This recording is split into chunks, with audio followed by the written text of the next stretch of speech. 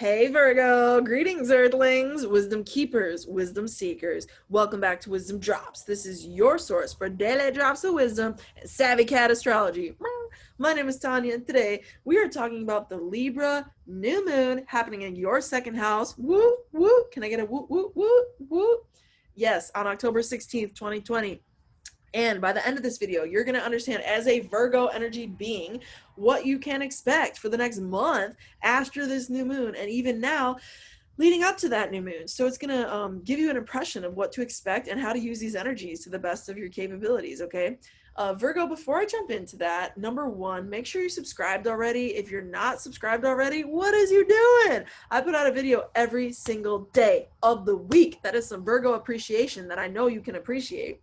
And you should be here for it because I'm here for you. Number two, like it if it brings you any value whatsoever, Virgo, by the end of it, because I am here to help people grow their astrological capacity and problem-solving ability through celestial interpretation. And so if you're in any way benefited by this video, other Virgos are also going to benefit. Hit the like button so that more eyeballs can see that and more ears can hear that, okay?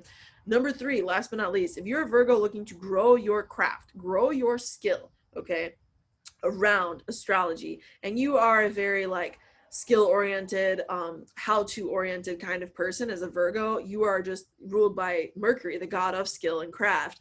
So if you want to do that for astrology and have the actual ability as a Virgo to interpret a chart, okay, once and for all, your chart, other people's chart, no matter what, problem solve like you like to do as a Virgo through astrology, through the lens of astrology, and have that skill, I'm offering a 3-month intensive training program. It's amazing. It's going to be so much fun. The dopest crew of people are establishing right now. I'm very excited about this.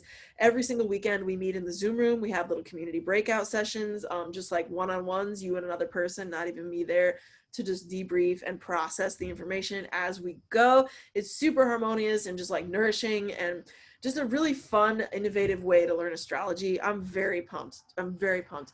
The Calendly link to schedule a meeting with me, which you need to do if you want in before October 31st. That is the deadline. If you're not there, we are flying without you, okay? You have to schedule a Calendly call with me though before that date so that we can even talk about the course, okay, and establish your goals real clear. That is down below. Look at that link down below so that you can get that out of the way if you want to join us, because it's happening. Whether or not you're there with us in like a couple weeks, it's over. Nobody's welcome anymore to join until the next cohort, which will not be right away, probably after. Okay, now let's jump in, Virgo, to the new moon itself and see what's actually happening. We're going to look at the screen here of the chart and interpret it for you, okay? If you're a Virgo, this is in, as I said, your second house. If you did not, Virgo, see the overview video that I did for the new moon itself, please do check that out. I go into much more depth as to like what is actually happening there, okay?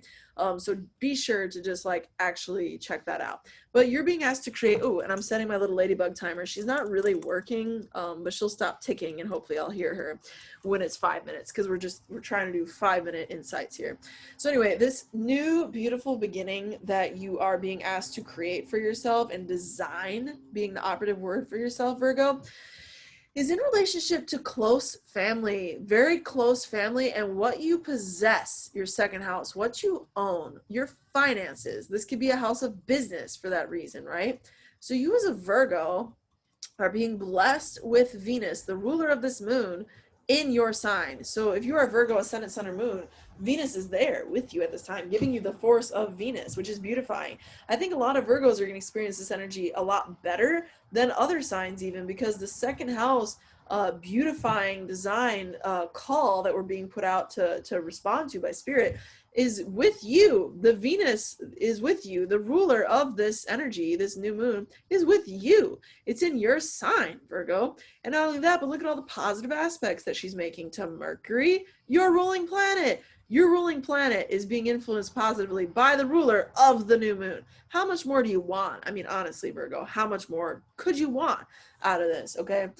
Also, Venus is sending a positive aspect down to Uranus, which means that any surprises that do come at this time, even if they are shaking up your communications, even if they are shaking up your sibling relationships, third house, Mercury in Scorpio, opposite Uranus, even if that happens, okay, you are still being supported, because that is in your 9th house that awakening is happening in. A lot of Virgos out there are probably going deep into some higher knowledge banks, into some higher philosophical banks, into some higher spiritual truths right now for themselves, okay?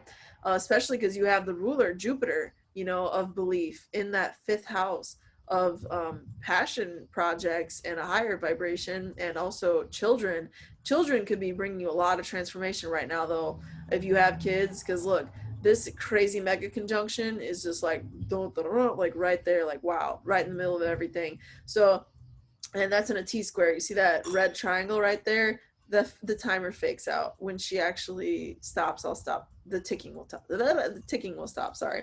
Mercury retrograde has already gotten my words a little like wah, wah. But with that said, you know, you're gonna have some surprise energy coming out of that. Yeah, that 3rd house of communications and even business. That's another 3rd house, or another house for business.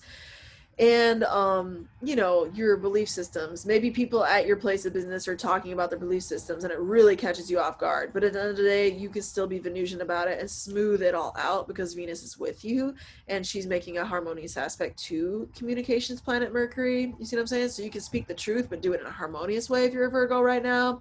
Also Virgo, child relationships in your life, like with children in particular, could be shaking things up, but get out of that tension, or even just like your passion projects could be deeply transformed, or maybe you had to stop doing what you thought was really fun because of the whole lockdown thing, but now you can somehow creatively solve yourself a way out of that, and grow what you own, which could be, in this case of this example, your fun. You can own your fun and find a way to tie somehow your very close family with that 2nd house activation into this, okay?